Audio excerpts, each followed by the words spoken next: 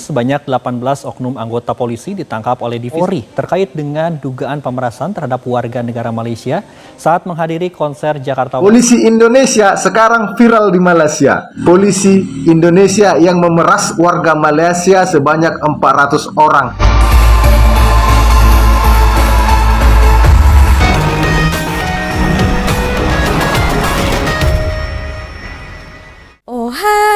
Halo, hai semuanya.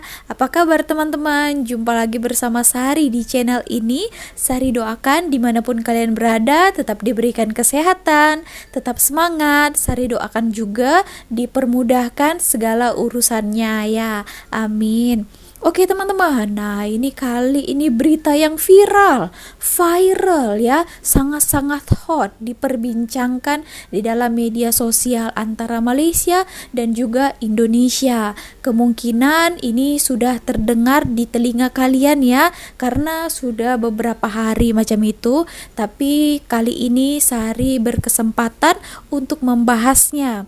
Nah, di sini ada kita bacakan dulu satu artikel tulis di sini. Trending lebih 400 rakyat Malaysia dakwa diperas ugut polis Indonesia ketika sertai festival musik EDM. Beritanya sekitar 32 juta miliar.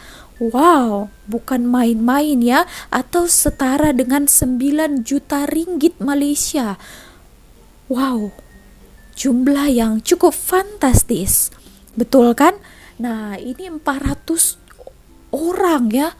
Wow, ramai juga ya orang Malaysia yang datang ke sana. Ini dia festival musik, setahu Sari katanya DWP ya, House Project. Nah, macam itulah ya teman-teman. Sari tak tahu apa festival musik sampai begitu ramai orangnya. Juga yang terlibat polisi di sini ya, polisi Indonesia. Sekitar kurang lebih 18 orang. Sampai ada juga beritanya sebelum kita dengar ya, katanya sudah disuruh cek urin. Maksudnya mana tahu dia ada positif atau tidak. Nah, padahal yang cek urin itu mereka sudah dinyatakan negatif ya, tapi pihak oknum tidak bertanggung jawab itu tetap mau meminta sejumlah uang. Ini saya bukan mengada-ngada ya, Sari melihat beberapa berita yang sudah tersebar luas dan juga beberapa media dari kenyataan-kenyataan media ya. Oke teman-teman, nanti kalau saya bercakap saja mungkin ada yang tidak percaya dengan apa itu ya. So mari kita tonton beberapa hal ini. Semoga ya pihak-pihak yang berbuat sedemikian rupa itu boleh ditangkap ya. Nah, ini adalah salah satu tindakan yang sangat memalukan negara ya, di mata dunia, di mata negara lain pula. Wow, kacau ini ya, yang melakukannya pula oknum kepolisian. Wow, sangat miris sekali. Oke, kita tonton videonya dulu. Jom. Sebanyak 18 oknum anggota polisi ditangkap oleh Divisi Propam Polri terkait dengan dugaan pemerasan terhadap warga negara Malaysia saat menghadiri konser Jakarta Warehouse Project atau DWP di J-Expo Kemayoran, Jakarta Pusat. Penangkapan ini merupakan tindak lanjut dari laporan viral yang beredar di media sosial. Div Propam Polri tengah melakukan proses investigasi terhadap para terduga 18 oknum anggota polisi. Kasus ini bermula dari postingan viral di media sosial yang menyebutkan dugaan pemerasan oleh oknum polisi terhadap sejumlah warga negara Malaysia. Korban mengaku dipaksa menjalani tes urin saat sedang berjoget. Mereka juga diminta menunjukkan paspor dan membayar sejumlah uang meskipun hasil tes negatif. Total kerugian akibat pemerasan ini diperkirakan mencapai 9 juta ringgit Malaysia atau setara 32 miliar rupiah. 18 polisi yang peras penonton DWP Malaysia berasal dari Polsek, Polres hingga Polda. Wow, besar-besar ya. Merata. Polisi. Kebiasaannya itu memeras itu merata. Itu dari satu provinsi loh. Ini bukan oknum, tapi kelompok. Kalau dijumlahkan dari Sabang sampai Merauke lebih dari 1000-an yang punya sifat-sifat seperti ini. Jadi mereka memeras para penonton di acara DWP dengan mengadakan tes urin, lalu memungut biaya sampai 32 miliar dari 400 orang warga Malaysia.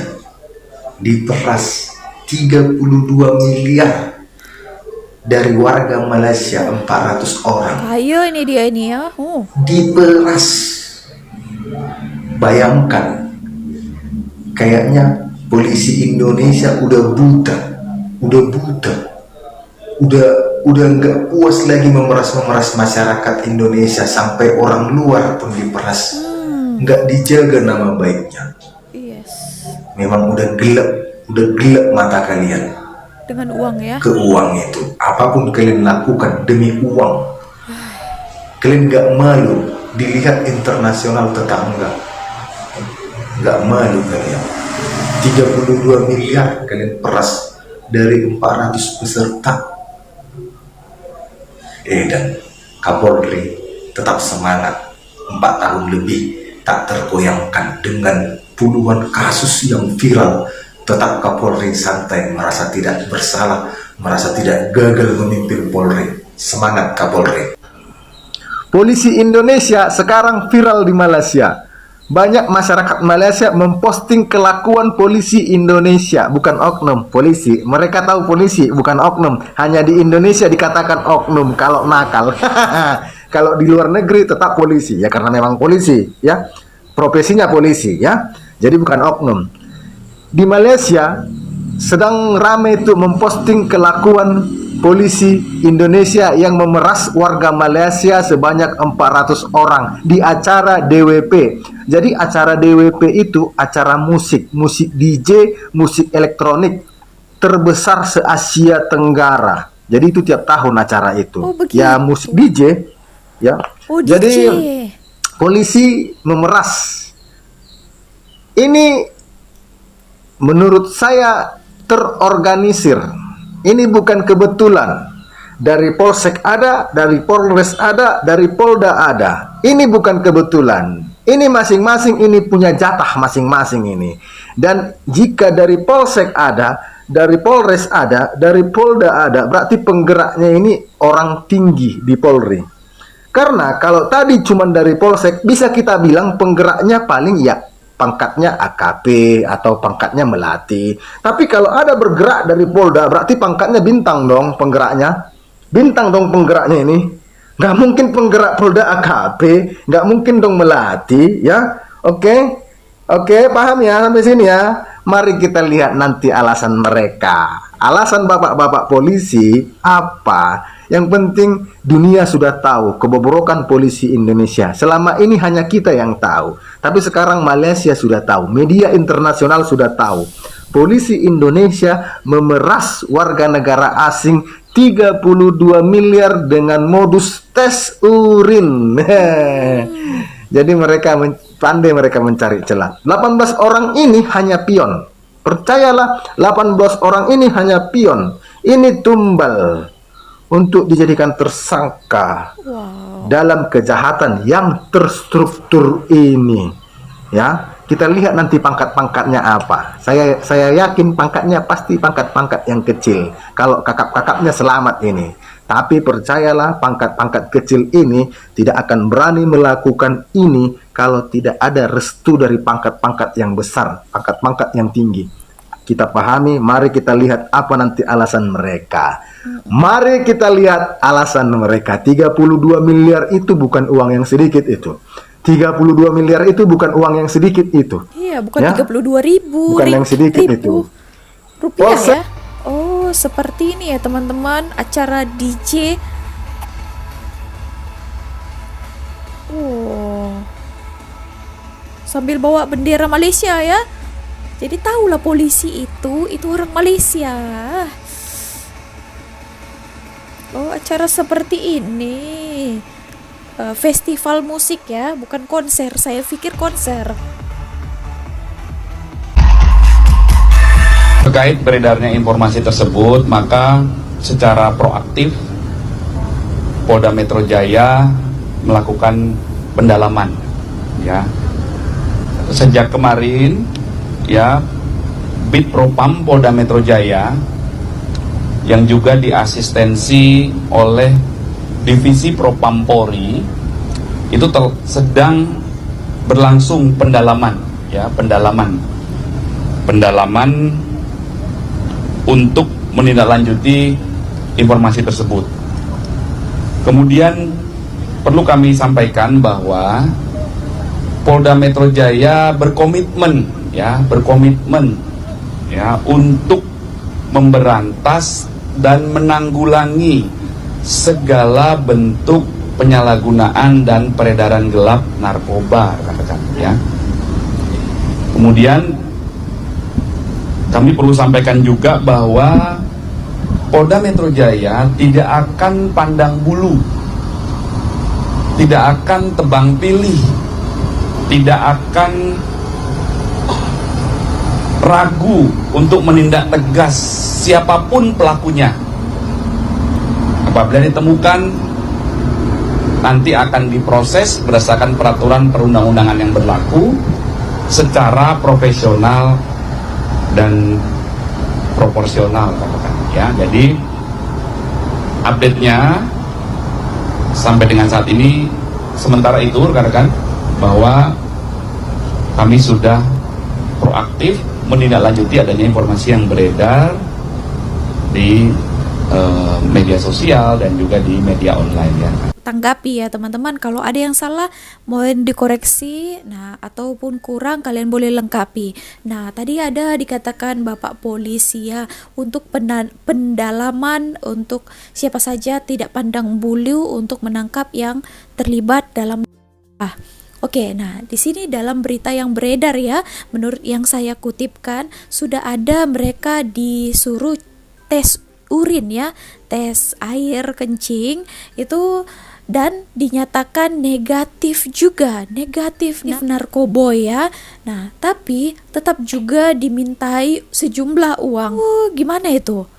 Kalau misalnya pun dia itu positif narkoboy, ya boleh juga macam ditangkap dulu. Kenapa diminta uang? Untuk apa uang itu? Sekarang ini zaman media sosial. Kalau apa-apa pun yang terjadi, boleh juga kalian kasih tahu di media sosial. Biar netizen-netizen itu yang berkuasa kan. Sekarang itu kuasa viral itu sangat berguna sekali. Jadi oknum-oknum yang terlibat itu jadi boleh ditangkap ya secepat mungkin. Sangat memalukan sekali ya, sampai 400 orang ya. Berapa lah ya satu orang itu di pau mereka, mungkin 32 miliar ya, bukan 32 juta.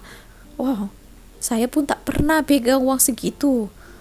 Oke, ini adalah masih tertangkap 18. Semoga ya diperiksa lah betul-betul ini, karena ini sangat mencoreng juga ya kepolisian Indonesia di mata dunia, di mata Malaysia juga. Kita dengarkan full videonya lagi. Seperti apa? Jom.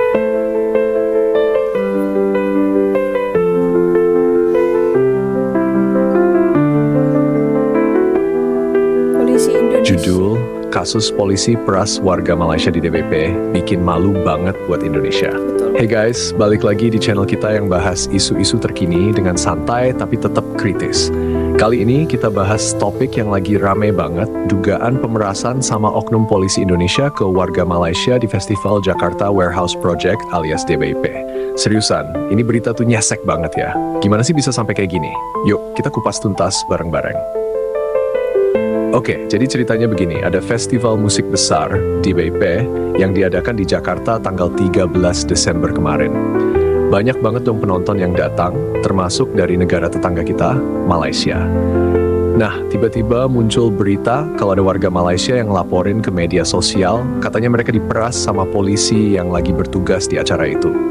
Yang bikin miris, mereka nggak cuma ditahan secara sewenang-wenang, tapi juga dipaksa buat tes urin. Bahkan meskipun hasilnya negatif narkoba, mereka tetap diminta sejumlah uang. Total dugaan pemerasannya nggak main-main guys. Kabarnya sampai 9 juta ringgit Malaysia atau sekitar 32 miliar rupiah. Wow. Gila nggak sih? Gila banget. Bagian 2, reaksi dari pihak berwenang. Untungnya pihak kepolisian kita langsung gerak cepat nih guys. Mantap. Propam Profesi dan Tangkap Pengamanan udah terus. nangkep 18 oknum polisi yang diduga terlibat. Mereka dari berbagai unit, mulai dari Polda Metro Jaya, Polres Metro Jakarta Pusat, sampai Satpol, Poltro Mayon. Menurut Brigjen Wisnu Andiko, Kepala Biro Informasi Publik Polri, mereka semua sekarang lagi diperiksa buat memastikan ada enggaknya. Dia bilang juga kalau Polri nggak bakal toleransi sama pelanggaran apapun. Pokoknya siapa aja yang salah bakal ditindak tegas tanpa pandang bulu. Wah, kita lihat aja gimana hasilnya nanti. Respon warga Malaysia dampak kepercayaan. Masalahnya insiden kayak gini tuh bisa banget bikin hubungan Indonesia sama Malaysia jadi keruh.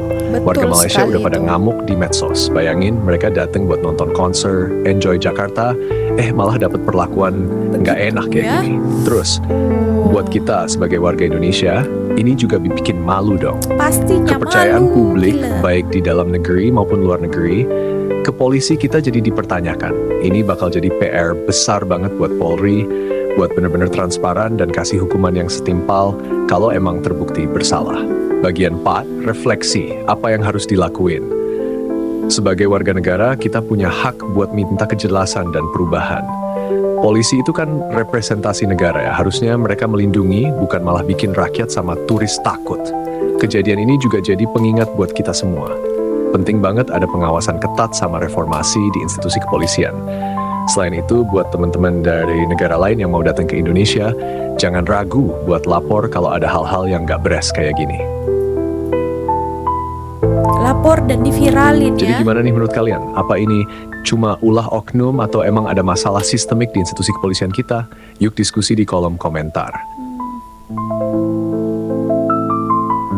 Bagian 5, pengaruh ke industri pariwisata.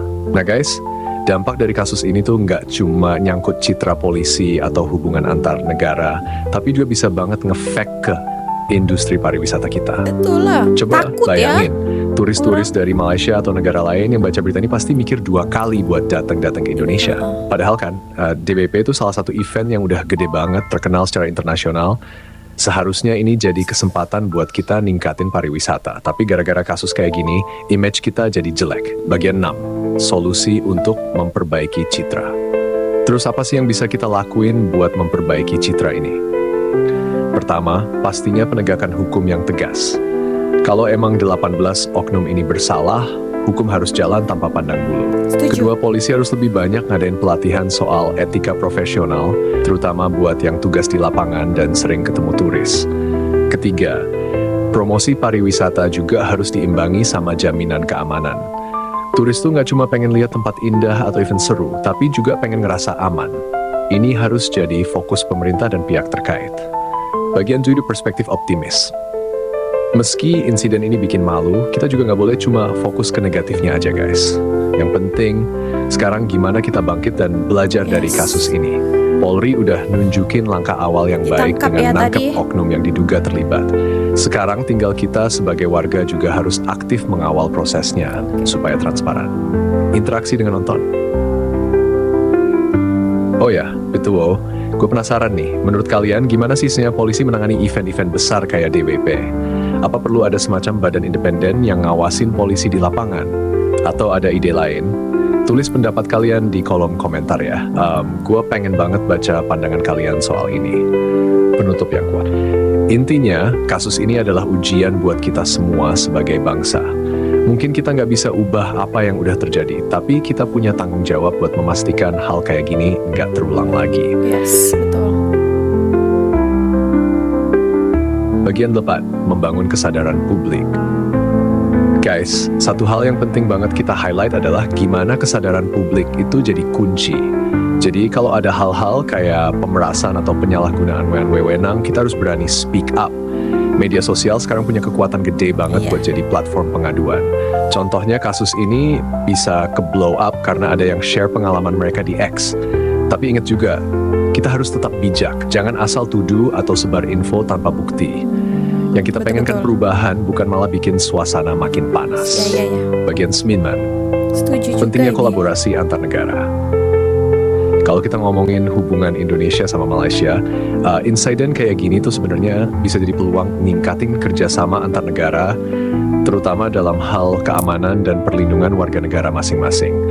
Bayangin kalau ada sistem kerjasama yang lebih kuat antara polisi dua negara, misalnya ada mekanisme pengawasan bareng waktu event-event besar.